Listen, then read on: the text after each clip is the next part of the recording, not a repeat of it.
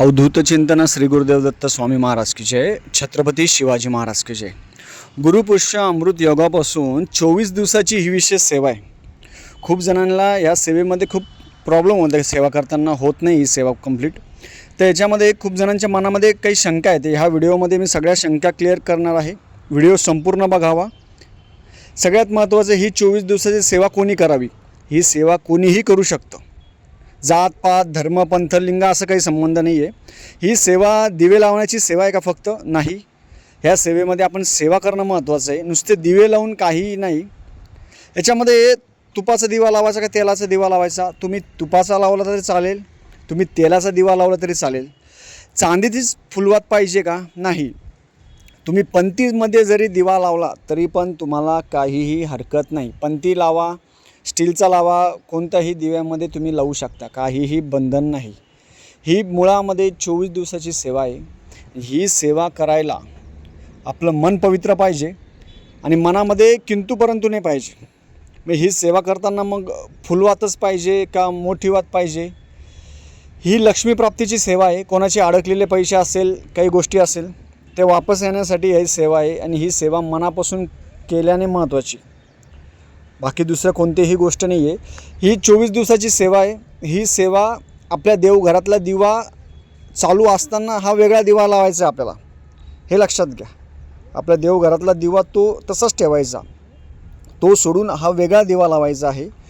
24 दिवसामध्ये आपल्याला सेवा आहे, ती सेवा आपल्याला करायची. आता मी ह्या डेमोमध्ये सगळं दाखवणार आहे. आपल्या सगळ्यात पहिले आपल्याला चढत्या क्रमाने दिवे लावायचे. सगळ्यात पहिले चढत्या क्रमाने म्हणजे काय? आपण पहिल्या दिवशी एक दिवा लावायचा. पहिल्या दिवशी एक दिवा लावला. दिवा लावल्यानंतर मग खूप जण म्हणतात मग तो दिवा तसाच चालू ठेवायचा का? तो दिवा विझल्यानंतर ती जी वात आहे ना, ती बाजूला काढून ठेवायची. वात बाजूला काढून ठेवायची आणि विझल्यानंतर बाजूला काढून ठेवा. दिवे बदलायचे नाही, दिव्याची हालचाल करायची नाही. दिवा बदलायचा नाही. फक्त वात असेल, वात त्या बदलायच्या. आता आपण पहिला दिवस झाला. आता चढत्या क्रमाने आपण याच्यामध्ये बघूया. सगळ्यात पहिले ह्या ज्या वाती आहे अशा काढून ठेवल्या तुम्हाला कळण्यासाठी. 12 दिवसांच्या 12. पहिल्या दिवशी आपण एक वात लावली पहिल्या दिवशी. आता दुसरा दिवस आहे, हा तिसरा दिवस.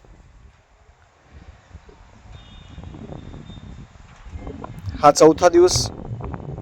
4 वाती लावायच्या त्याच्यामध्ये.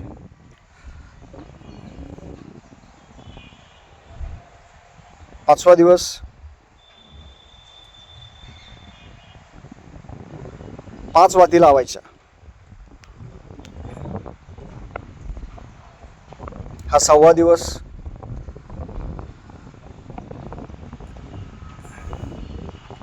7वा दिवस.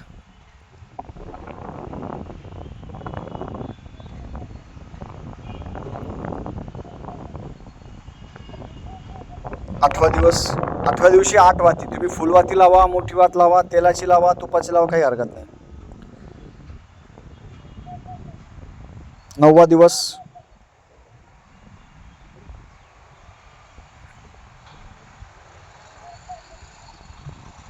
10वा दिवस.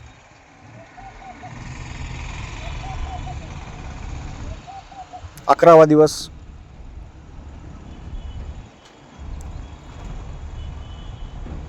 आणि हा 12वा दिवस. हे 12 दिवस आपले झाले. आता 12 दिवसानंतर 13व्या दिवसापासून 12 दिवस झाले. मग 12व्या दिवशी 12 वाती. 12व्या दिवशी 12. मग 13व्या दिवशी पण 12 वाती. 12.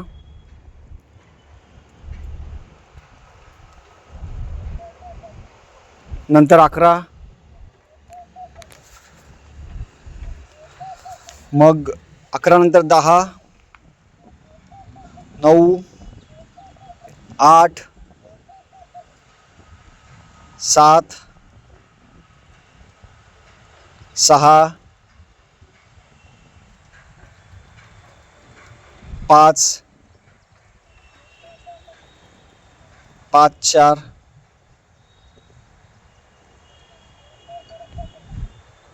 3.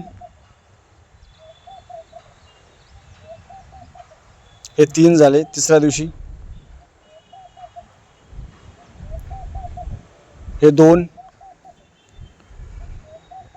आणि 1. हे झाले चढत्या क्रमाने 12 दिवस, उतरत्या क्रमाने 12 दिवस. ही पूर्ण सेवा झाली. अशी सेवा करायची. या सेवेसोबत काय करायचं, आपण जेव्हा चढत्या क्रमाने आपण लावणार, हे लक्षात घ्या, जेव्हा आपण लावणार तेव्हा चढत्या क्रमाने पहिल्या दिवशी पहिला दिवा लावल्यानंतर आपण 1 वेळा व्यंकटेश स्तोत्र, 1 वेळा श्रीसूक्त, 1 वेळा सिद्धकुंजिका स्तोत्र आणि महालक्ष्मी अष्टक, हे पहिल्या दिवशी तेवढं घ्यायचं. दुसऱ्या दिवशी 2 वेळा घ्यायचं. तिसऱ्या दिवशी 3 वेळा. ती पण सेवा चढत्या क्रमाने सेवा करायची. हे तुम्ही सकाळ, दुपार, संध्याकाळ कधीही सेवा करू शकता, काही हरकत नाही. आता याच्यामध्ये खूप जणांचे प्रश्न होते की खूप जणांना गावाकडे जायचं असतं, खूप जणांना काम आहे, खूप जणांना मग मासिक धर्म आला काय करायचं, सुतक आलं काय करायचं, वृद्धी आली काय करायचं. याच्यामध्ये सुतक वृद्धी हे जर आली तर ते दिवस सोडून द्यायचे. मासिक धर्म आला ते 5 दिवस सोडून द्यायचे. ज्या दिवशी तुमचं बंद झालं त्याच्या 5 दिवस सोडून, त्या दिवशी बंद आलं त्याच्या पुढच्या दिवसापासून सुरू करायचं. हे लक्षात ठेवा. सुतक असेल 10 दिवस करायचं नाही, मासिक धर्म असेल 5 दिवस करायचं नाही. आणि गावाकडे तुम्हाला जायचं, एमर्जन्सी कुठं जावं लागलं तर तुम्ही जाऊ शकता, 1 दिवस स्किप झाला तरी चालतं. पण हे जे 24 दिवस आहे, हे 24 दिवस ज्या व्यक्तीचे पूर्ण होतील, कारण की ह्या सेवेमध्ये सातत्य ठेवणं महत्त्वाचं आहे. ह्या सेवेमध्ये आपण रोज व्यंकटेश स्तोत्र असेल, सिद्धकुंजिका स्तोत्र असेल, महालक्ष्मी अष्टक असेल, हे आपण रोज घेणार आहे. आणि हे तुम्ही रोज सेवा केल्यानंतर, सेवा जर रोज झाली, सातत्याने टिकली, तर आपली जी मनोकामना आहे ती मनोकामना पूर्ण होते. ही लक्ष्मीप्राप्तीची सेवा आहे. ही सेवा कोणाचे अडकलेले पैसे असेल, कोणाची काही गोष्टी असेल, त्या सेवा पूर्ण होते. रोज दिवा लावताना पहिले या दिव्याला गंधाक्षता फुलवायचं, नमस्कार करायचा आणि मग सेवा करायला सुरुवात करा. तुम्ही सकाळी करा, दुपारी करा, रात्री करा, त्याला कोणतंही बंधन नाही, कोणतंही बंधन नाही आहे. म्हणून हे तुम्ही तेल कोणतं वापरायचं, तूप कोणतं वापरायचं, तुम्ही तिळाचं तेल वापरू शकता, साधं तेल वापरू शकता, तूप पण तुम्ही कोणतंही तूप वापरू शकता, काही हरकत नाही आहे. ही सेवा ज्या व्यक्तींची पूर्ण झाली त्या व्यक्तींचे सगळ्या मनोकामना पूर्ण झालेल्या आहे. लक्षात ठेवा, पूर्ण झालेलं आहे. फक्त मनापासून सेवा करायला पाहिजे. मन विश्वास ठेवून जर सेवा केली आणि हे 24 दिवस आहे ना, तुमचं आयुष्य बदलू शकतं. कसं काय? कारण की आपण व्यंकटेश स्तोत्र असेल, श्रीसूक्त असेल, सिद्धकुंजिका स्तोत्र असेल, ह्या सेवेसोबत आपण घेतो. म्हणून या तिन्ही सेवा करू शकता. सगळ्यांनी ह्या सेवेनुसार सेवा करावी. मनामध्ये किंतु परंतु कोणी आणायचं नाही. खूप जण विचारताय मेसेज करून की मग त्यांच्या घरामध्ये नॉनव्हेज होतं, हे होतं, मग ही सेवा करायला चालेल का? चालती. तुम्ही स्वतः काही खाऊ नका.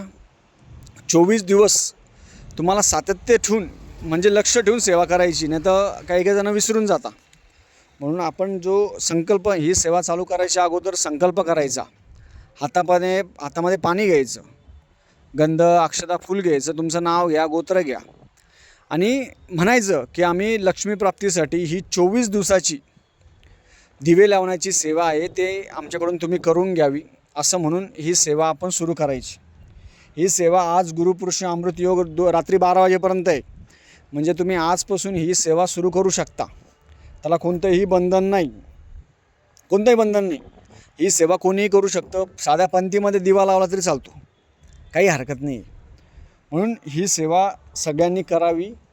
आपल्या देवघराजवळ करू शकता, आपल्याला जिथं वाटेल आपण तिथं करू शकतो सेवा. सेवेला कोणतंही बंधन नाही आहे. मनामध्ये किंतु परंतु आणू नका.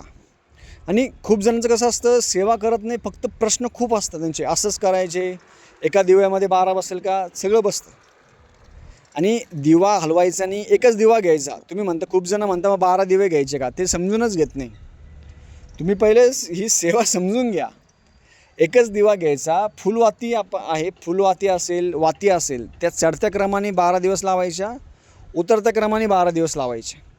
ह्या दोनच गोष्टी त्याच्यामध्ये, चढता क्रम आणि उतरता क्रम. चढता क्रम म्हणजे काय? वाढवत जाणं, म्हणजे पहिल्या दिवशी 1, दुसऱ्या दिवशी 2. उतरत्या क्रममध्ये कमी कमी करत जाणं.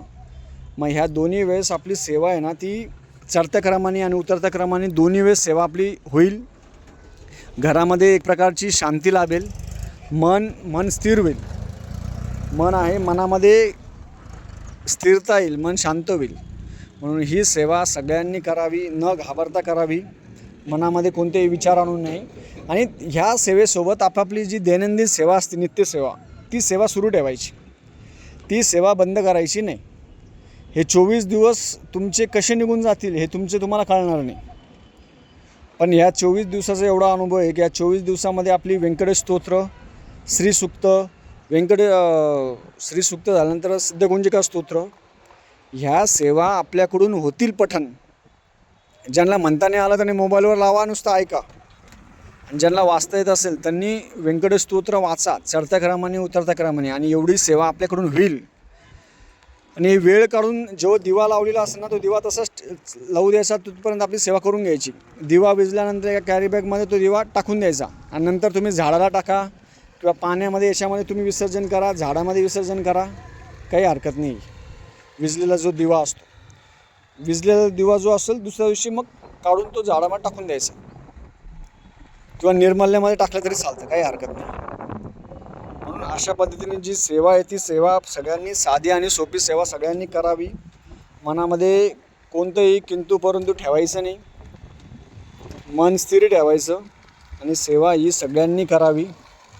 झालेली सेवा मी बालाजी महाराजांच्या चरणी रुजू करतो, देवी आई चरणी रुजू करतो, श्री स्वामी समर्थ महाराजांच्या चरणी रुजू करतो. आणि दिवा रोज लावला ना आपण, खूप मन प्रसन्न होतं, मन प्रसन्न होतं आपलं.